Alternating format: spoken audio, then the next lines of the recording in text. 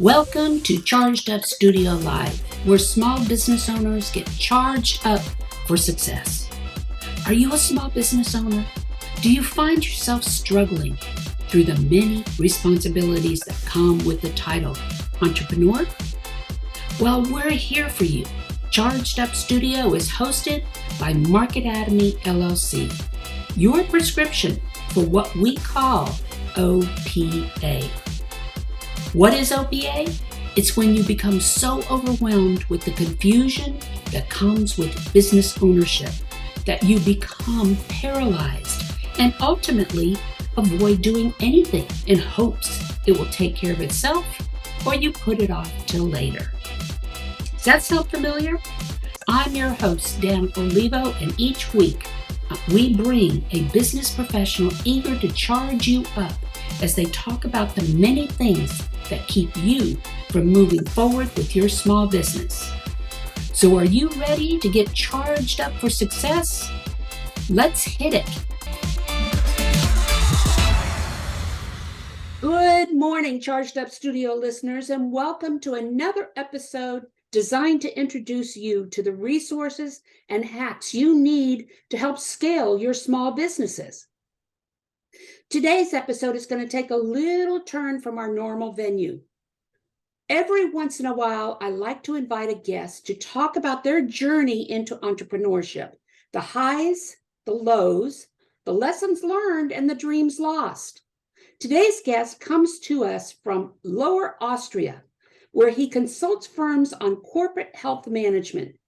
Please welcome to Charged Up Studio podcast, Mr. Stephan Poschik with Thank you so much, Stephan. Yes, welcome, Stephan. Thank you so much for inviting me, and I'm really curious about our next conversation. And I'm here, I'm pumped, and I'm going to deliver as much value as possible to your awesome audience. Excellent. And we'll motivate this audience so that they can start moving forward with their own dreams and things like that. So before we get started, I'd like to break the ice with an obscure question to give our audience a sense of who you are. So can I do that? Are you ready? Of course you can. Of course. Okay. You can be introspective, you can be humorous, do whatever you want, but if you could give any advice to your younger self, what would you say to him and at what age? That's a really great question. That's a really great question. So I would say a couple of things. And first of all, I would say, hey, look, never give up, and it will always become positive at the end.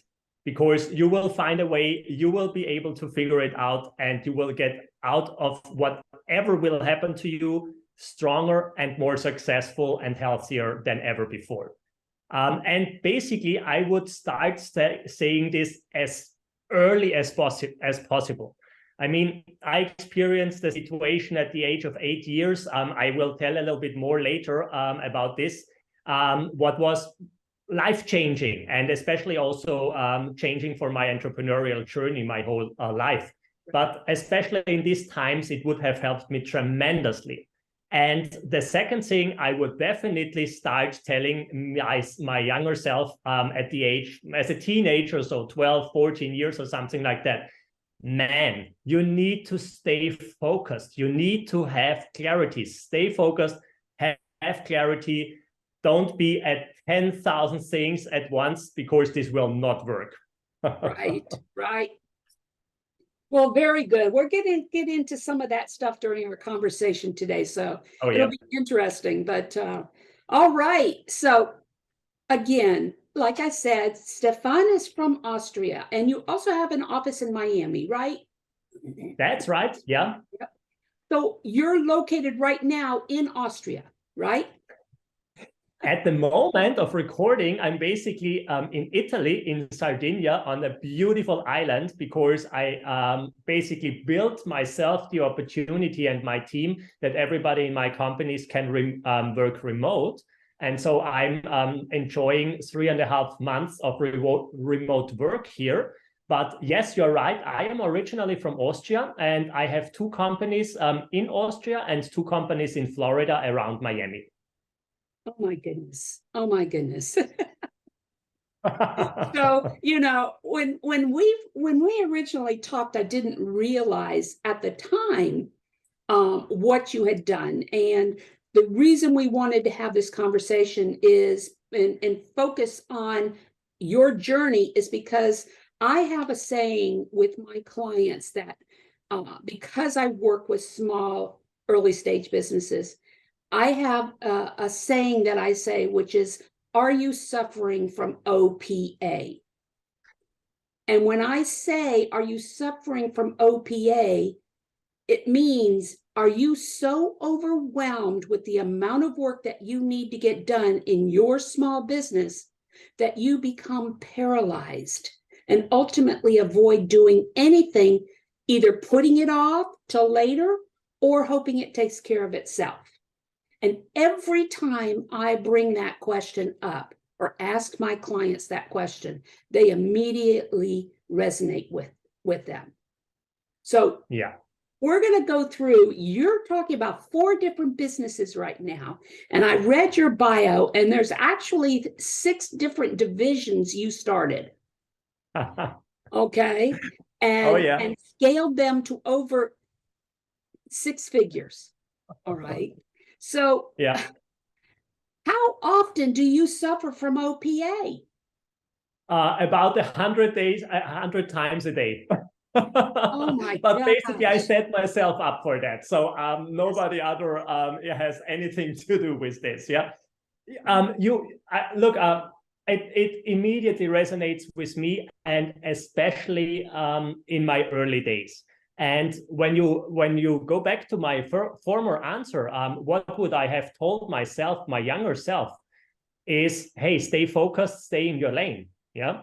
And this is immediately this overwhelming part, what is basically the first step from your O.P.A. Yeah. Because I started something and I have a lot of ideas how I can improve my business, how I can implement more services, how I can help other people, how I can help different customer groups and things like that. But this is, until a certain point, a very good and creative process. But when it comes to growing a business and having a sustainable plan and a great process and building a team, it can destroy your whole process. Right. And literally, I destroyed myself and my process, and also at sometimes team members multiple times in my over 22 year journey, because right. I basically built a department, I built the product to a 6-figure income flow in my company. And it was great, and I loved it, and the potential was awesome, and our customers had great success with it. But instead of growing this and double down on this and making a 7-figure business and an 8-figure business in this specific segment, I started as another segment. Mm-hmm. And then I focused on the other segment, and guess what happened? I was immediately overwhelmed. Right. Because I did not have automation in place. It was not stable enough. And while I was building the new thing, the old thing was basically crushing. Right. And I lost the whole thing. Yeah, I now had a new 6-figure business, mm-hmm. but I lost the first one. So basically, at the end of the day, I was working twice as hard. I was 3 times overwhelmed, but I had the same amount of income.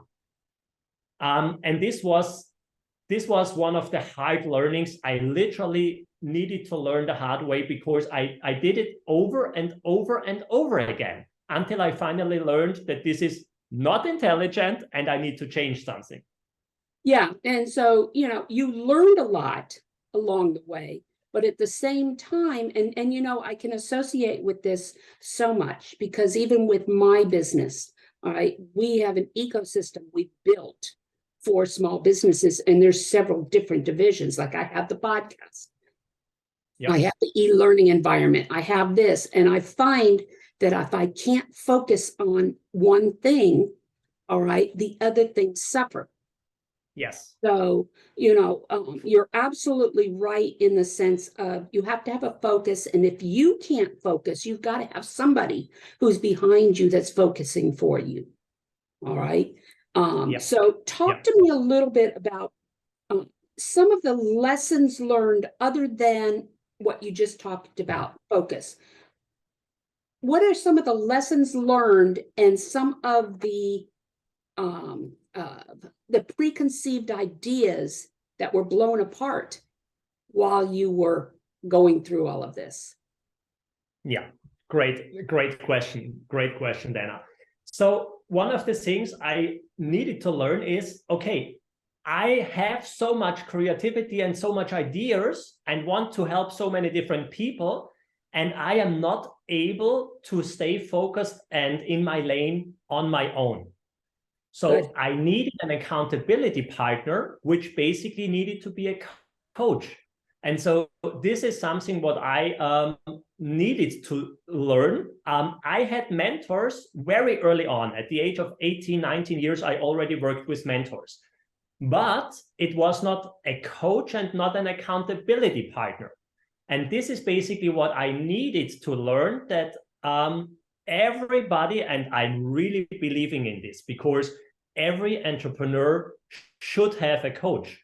Exactly. I mean, look at all the pro sports. I mean, every great sports person has not just one coach, but they have multiple coaches. Right. They have a nutrition coach, they have an endurance coach, they have a strengths coach, they have a strategy coach. And now we as solopreneurs think, oh, we can figure it out on our own. And right. Oh, no, I don't need a coach. No, I can't afford a coach. Now I know it all. Yeah. And so this is basically one of the biggest game changers I needed to learn. And as soon as I started to work with coaches and with the right coaches, which basically helped me be accountable, stay focused, and all these things, it became so much easier and also faster. So that's basically something what I had to learn and what was a big success secret.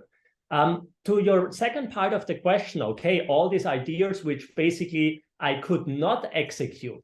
I give you an example. About 3 years ago, this crazy COVID situation was starting. And at this point, I just literally a couple of weeks before, I invested over 250K. I added a lot more team members. I founded 2 new companies, one in the US, one in Europe. I completely redid the office in Austria, new office space and all these things. So massive investment. And we were literally on the way to our best year ever. We had sold hundreds of consulting days for the year 2020 already. And we had 2.5 million of projects right before closing the deals. Yeah.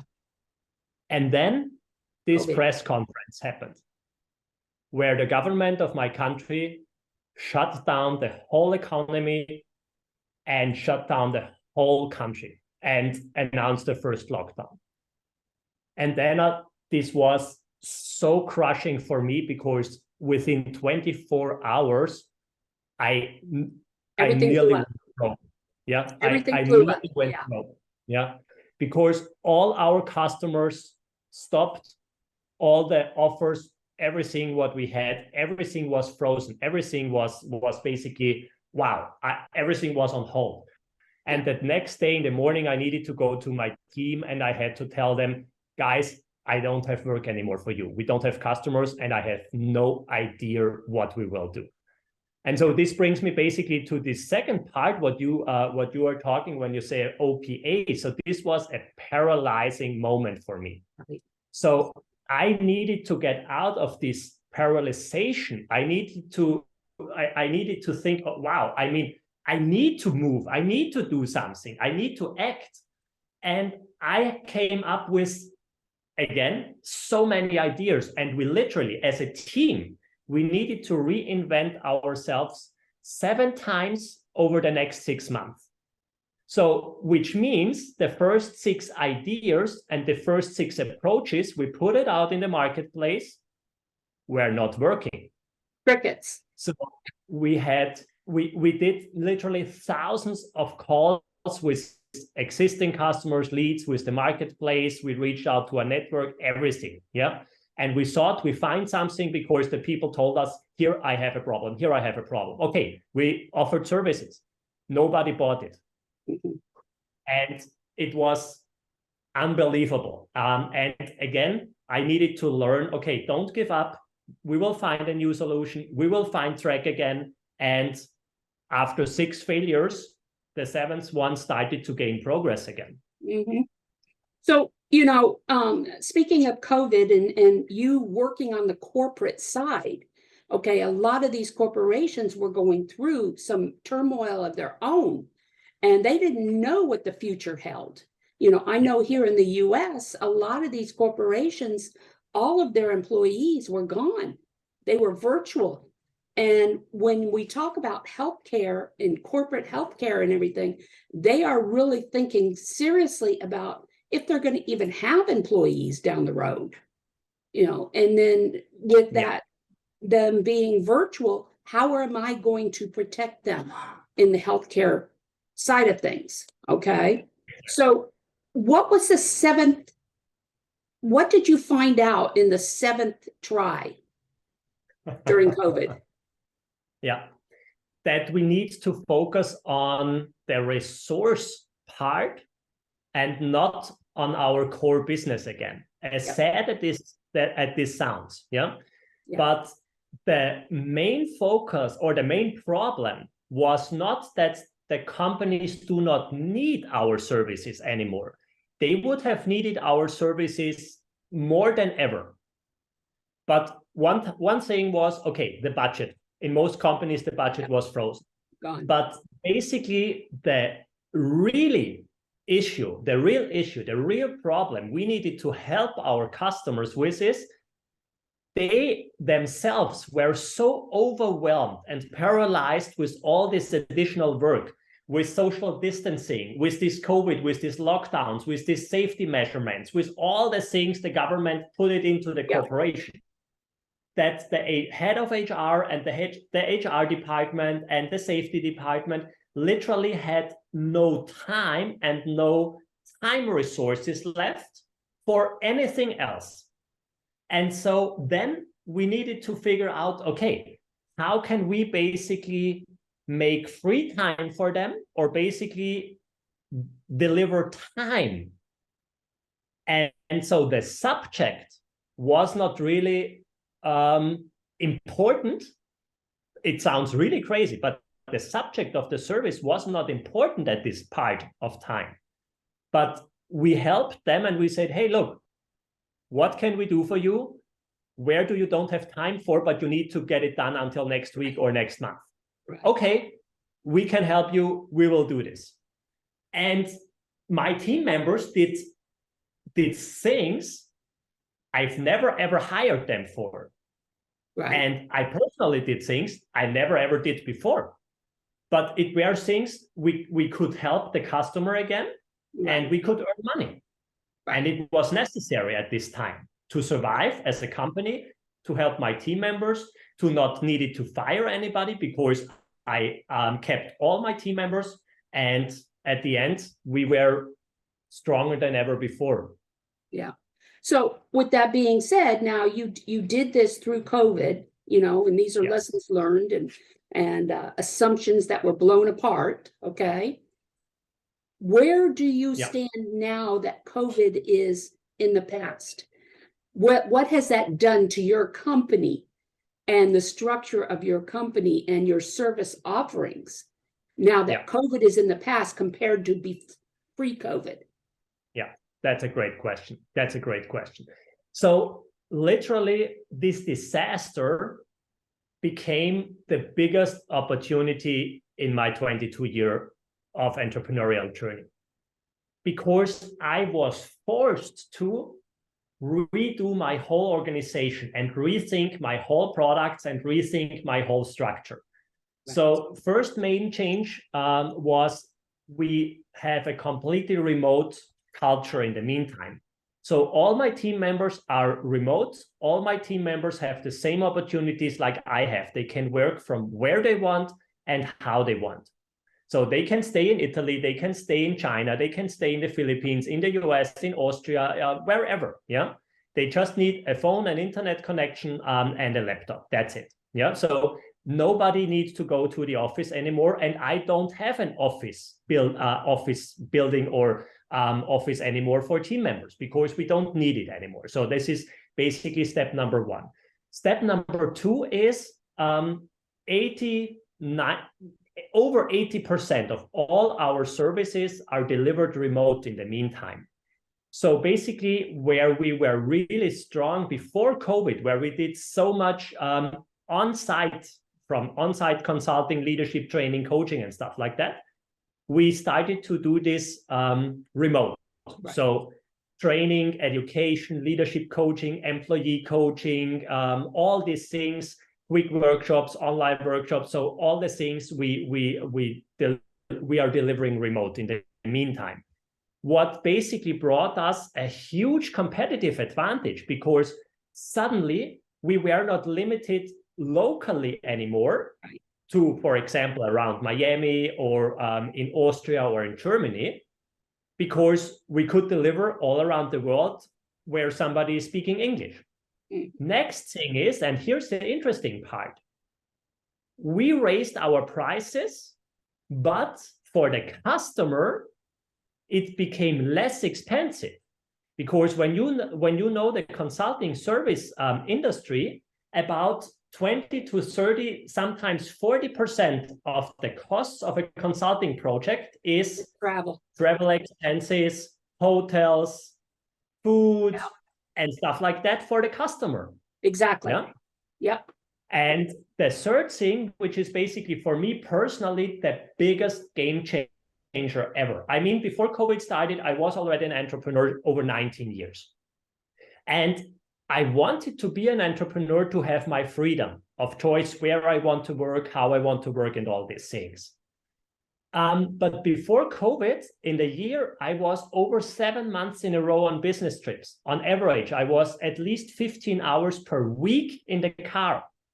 Yeah, so I was basically all around the clock, driving or traveling or flying from one meeting to the next. Right. And now, the third year in a row, as I started the conversation, I'm sitting in Sardinia on a beautiful island. Right out of my window is the sea and the coastline, and in about 1 hour, the sunset. So it's incredible. Yeah. And I can work from here. I can stay here because I love to be here. The nature is beautiful. The people are beautiful. It's warm. Yeah. It's not rainy. It's not foggy like in Austria still at this time of the year sometimes. And still I can grow my business. And this is the biggest, best game-changing thing what COVID delivered. Definitely. So it sounds like, there's been a lot of changes that have happened, not just since COVID, but just over the last, what you said, 22 years, you've been an entrepreneur. All right. Moving forward, right? And this is just something that just came to me because I've been focusing on this. Okay. AI, artificial intelligence. Okay. You were talking about time savings. You were talking about not having to travel and being able to spend more time with yourself in downtime and things like that. How have you implemented artificial intelligence to streamline processes and things like that to make your company more efficient and productive? That's a great question. And I love this question. We literally just finished our annual conference where nearly 400 people signed up, and we had John Pattison as one of our keynote speakers. And he is massively into this topic AI, and he was basically speaking 1 hour just about AI. Right. So what we did when GPT came out at the beginning of the year, we immediately started to try and play around with it, basically. Yeah. So for the first 6 weeks we literally played around. like crazy kids, like crazy teenagers. Yeah. And I told all my team members, guys, test this, play around, and just have fun with this. Right. And then we saw, okay, where can we really, really have a massive advantage and a massive time saving? And literally in content creation and in the marketing department, we saw that we have the biggest opportunity. And what we did is we basically reduced over 50% of the time in these areas and increased the output and the efficiency also by about 30 to 50%. So we are doing in the meantime nearly 100% more in our marketing areas with less time and less effort. Right. And this is massive. This is massive. And I mean, you have so many entrepreneurs in your audience.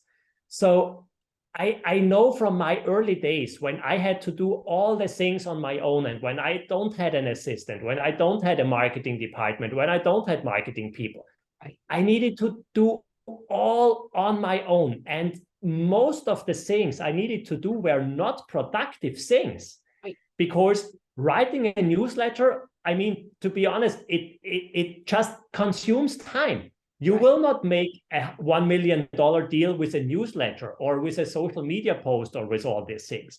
You need to have meetings. You need to be in conversations with potential customers. This is what you need to do as a solopreneur, especially, not sitting 10 hours a day and writing content. Well, and nowadays you can, reach out to the gig economy, to your 1099 employees, and things like that through Fiverr and through Upworks and that type deal, and actually end up saving money by doing that, because you're out there doing what you need to be doing in order to bring more money in. Yes. So exactly. Yeah. I also give you one more example. When I started to build a team around me, I started with contractors, but I always thought I need employees and I need to grow with employees. 20 years ago, or 15 years ago, 10 years ago, probably it would have been better. Yeah. But I would not recommend anybody who wants to start building a team around a small team to hire somebody at the first place. Do exactly what you just told us. Go to Fiverr, go to Upwork, hire some contractors, and use awesome international advantages. I mean, my team in the meantime, my personal assistant is from the Philippines. I have my marketing manager who is from Egypt in Africa. My VP of business development is from Colorado in the US. Colorado, I have still people in Austin. But the opportunity, what is available due to these remote structures and AI and also international things, you just need to use it. And I mean, the single most important team member you as a solopreneur or small business owner should have is the best personal assistant you can imagine.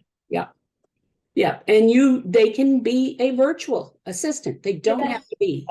They don't have to be. No, you're absolutely right. I'm still looking for my personal assistant. Okay. That's good. I can recommend you a couple ones, or how I found mine. No, but I do like the editing of my podcasts. Find somebody that you work with very well, that understands you and can automatically do things. I mean, I send off my podcast to my editor. She's a Fiverr employee, or a Fiverr 1099, a gig employee.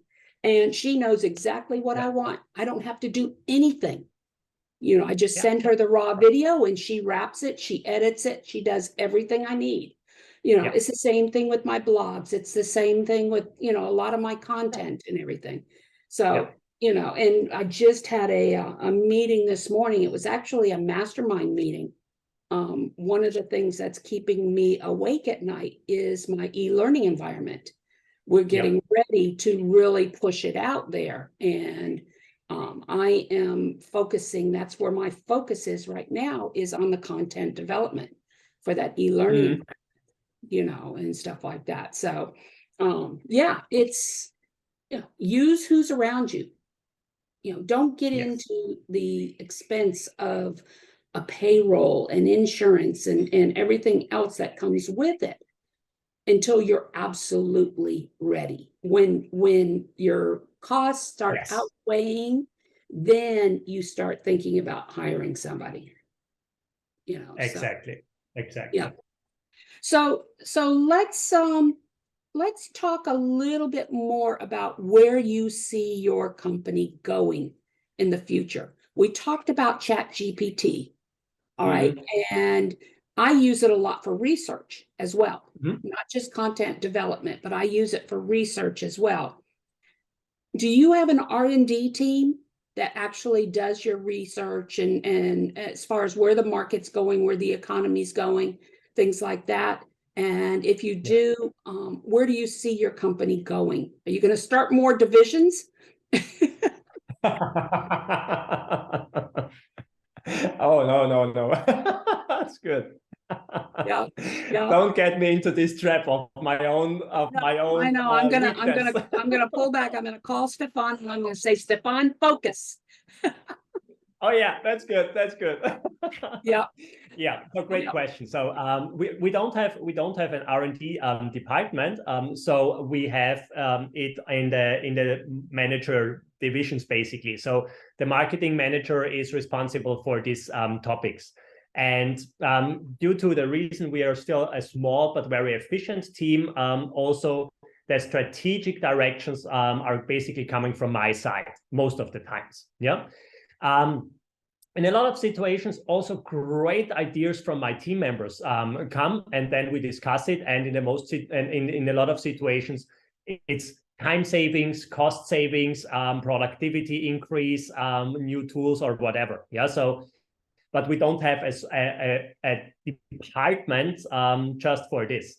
So where does my company go? I give you a little insight about the big picture behind these 4 companies. Yes, you're right. The main focus is we have this consulting service for corporate health management and wellness programs, health programs, employee engagement programs, and things like that. We want to literally build the biggest health empire the world has ever seen in the next 20 to 40 years. And the way how we are doing this is we need to have an army of consultants, coaches, and trainers who are delivering the things and the services, what we are doing since over 20 years already, into corporations, but also into individuals. And the way we are doing this is, in a couple of weeks from now, we are going to launch our CHC Partner Program, which is basically a licensing program, where people can license the things what we already did successfully over the last couple of decades, and help more companies and help more employees and help more individuals. Right. And to do this, we know that we need to have the best support for these consultants, coaches, and trainers to be able to execute it. So what does this mean? The right tech tools for their whole business process, from lead generation, lead qualifying, closing the deals, invoicing systems, and all this. Yeah. Plus also entrepreneurial coaching and training and the education, because it's nice when somebody is very good from his technical skills, but when he has no idea on how to sell something, on how to communicate, on how to market, on how to close deals, it's not working. And this is what we already launched last year with our CHC Academy. So, but the big vision behind it, we are literally building the biggest health empire the world has ever seen, by building an army of awesome consultants, coaches, and trainers all around the world. No, that's excellent. Yeah, it's always better to have a big dream. It's easier to scale down than it is to scale up. So having those big dreams, those big, audacious, hairy dreams is always. Oh yeah, this is it. Yes. Exactly. No, that's very good. And I'm glad to hear that. And look, then something also what wasn't learning. I was thinking and acting too small, too long. This is also one of the biggest learnings. And this massive, massive vision, I have no idea if I will be able to accomplish this in my lifetime. I have no idea, but it motivates me. We are striving for, it gives me energy. It is pulling me and my team forward. It gives us so much energy and so much culture in working on this huge, massive, massive vision. And we will see how far we can get in the next 40 years. Well, first of all, like I said, it's always better to have that big vision. And when you bring people in who are behind this vision with you, they have to see the vision as well, because that's what drives the teams. That's what drives everybody. And I was glad to hear that you incorporate all of these people in the decision making of future growth, and what, let them offer their suggestions as far as tools and methodologies and things like that, because you can't operate in a vacuum. And like you said, you've been doing the research. Usually they go on what you say, but the fact that you open it up so that they can either say, no, Stephan, I think we're off here, or maybe we need to, be thinking about this. That always intensifies and really adds leverage to what your growth efforts are, as far as that's concerned. So anyway, we are coming up on the end of another podcast here, and I'm really excited to have been talking to Stephan here, all the way from Italy, right? Yes. All the way from Italy. Yes. My husband and I are going to be going, I think it's to Lisbon next year. Oh yeah, that's great. Yeah, I think that's what he said. So yeah. We haven't been international since before COVID. So we finally figured out that maybe it's time, as far as that's good, But anyway, 100% agreed. You will love it. Yeah. Anyway, like I said, we're coming up on the end of a podcast here. And Stephan, is there any last minute tips you can leave with our audience moving forward? Yeah. Okay. Great question. Yeah. So to really basically remind it, what I started with, first thing is never ever give up. You just need to figure out another solution or another opportunity or another way. It will work. You can become super successful as an entrepreneur. Second thing is be aware that it will be hard. This is nothing what should surprise you, because nothing really valuable comes easy. So be aware that the way to be a successful entrepreneur is hard, but also having a 9-to-5 job for 40 years and being bored to death is hard. Yeah. So what would you tell two more things. Oh, okay. Two more things. All Very right. short. Okay. Stay focused, because I needed this so bad, and get a coach as soon as possible, because this will help you massively. So what suggestions would you give our audience to overcome O.P.A? Basically, listen to Dana's podcast, number 1.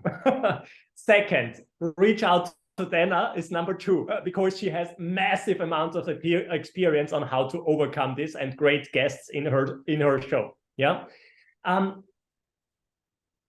Overwhelming and paralyzing is basically really, really, really hard. And when you are in this situation, move.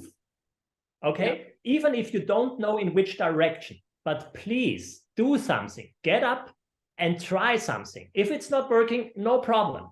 Right. Try something else. But the only mistake when you are overwhelmed or paralyzed you can make is lie down and stop. Yeah. That's the only real mistake which will lead to failure. As long as you don't give up, as long as you try something, as long as you move, right, or reach out to people or ask people, you will always get out of it. And again, be aware it will be hard, but you are not alone, because especially as a solopreneur, we feel so often alone that nobody knows how we feel, what we need to deal with. We don't know how to reach where we need to reach out to.